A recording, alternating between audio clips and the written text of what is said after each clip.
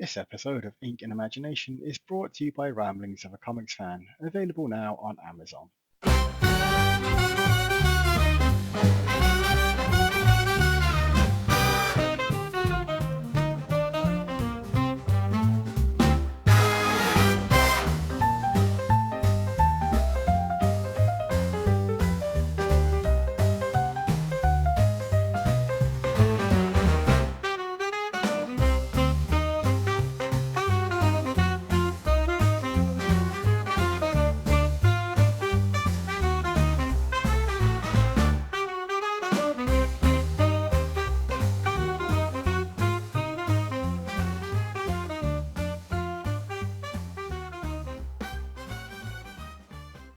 In 1992, Superman died.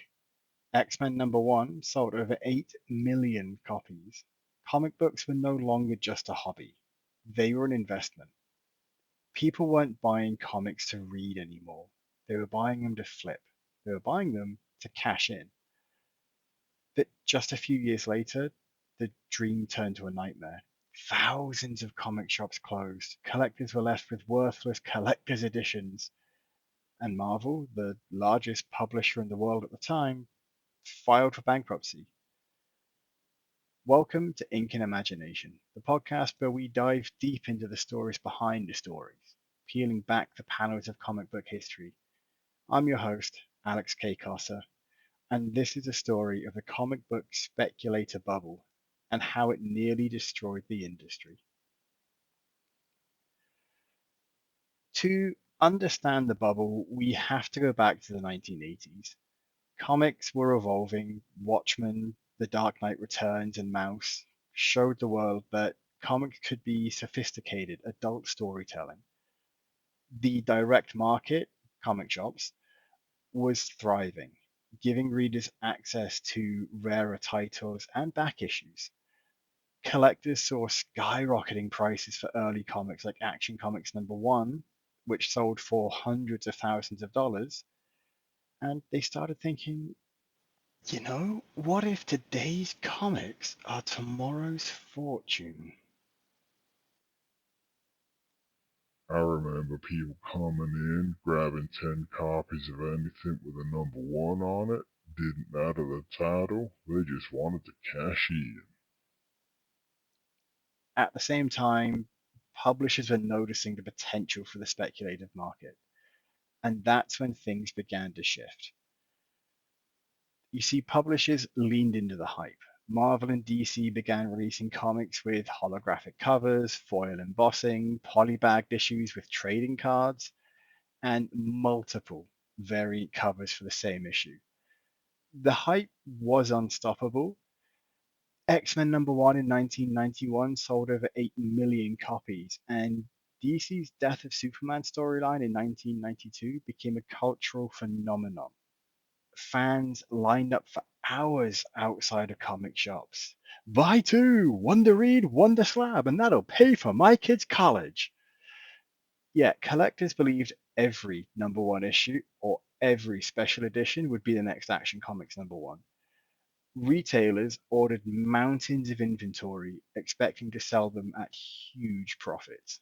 In fact, the comic shop I work at still has unread, unsold copies of X-Men #1 in the basement. And people were buying entire boxes of comics at a time. You couldn't stop them. It felt like we were printing money. But underneath the excitement, the market was growing fragile. Then there came a major shakeup. In 1992, 7 superstar Marvel artists, most famous of arguably Todd McFarlane, Jim Lee, and Rob Liefeld, as well as others, quit to form Image Comics. They wanted ownership of their creations, and fans followed them in droves. Titles like Spawn, Youngblood, and Wildcats sold millions of copies. McFarlane said that we wanted ownership, that's all, and the fans followed us. Oh boy, did they. Image's success intensified the speculator craze. Publishers flooded the market with flashy, edgy, and collectible titles. but many comics were rushed, delayed, or poorly edited. The market was now built more on hype than quality. By 1993, signs of trouble were clear. The market was saturated with spin offs, variant covers, polybad collector issues. Retailers were left with unsold inventory. High profile releases like Turok, Dinosaur Hunter #1 failed to meet expectations. Collectors stopped buying everything blindly, and the bubble began to burst. I had warehouses full of comics I couldn't sell. People had stopped believing they were going to get rich. Yeah, speculators pulled out, stores began closing, and the industry faced a reckoning. Between 1994 and 1997, the comic book market collapsed. Up to two-thirds of comic shops closed. Smaller publishers like Valiant, Malibu, and Defiant went out of business. Even Image Comics faced delays and financial struggles. In 1996, Marvel Comics filed for bankruptcy, a staggering moment for the industry. The House of Ideas, home to Spider Man, the X Men, and the Avengers, was insolvent. The crash forced the industry to change. Publishers reduced gimmicks, focused on story quality, and started promoting creator owned work. The rise of graphic novels gave comics legitimacy in bookstores and libraries. The crash was painful, but it taught the industry how to survive without relying on hype alone. The bubble taught crucial lessons. One, rarity matters. Mass produced limited editions are worthless. Story, two, story matters more than shiny covers. And three, respect creators. Many walked away from their work with nothing. Image Comics set a precedent for ownership. Will Eisner, Todd McFarlane, Jim Lee, they reminded us comics are art and creators need respect.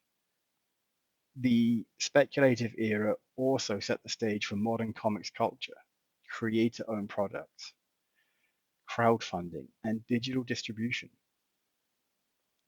Today, comics thrive in new ways. Digital platforms, Kickstarter campaigns, and independent publishing. But the 1990s speculator bubble remains a cautionary tale.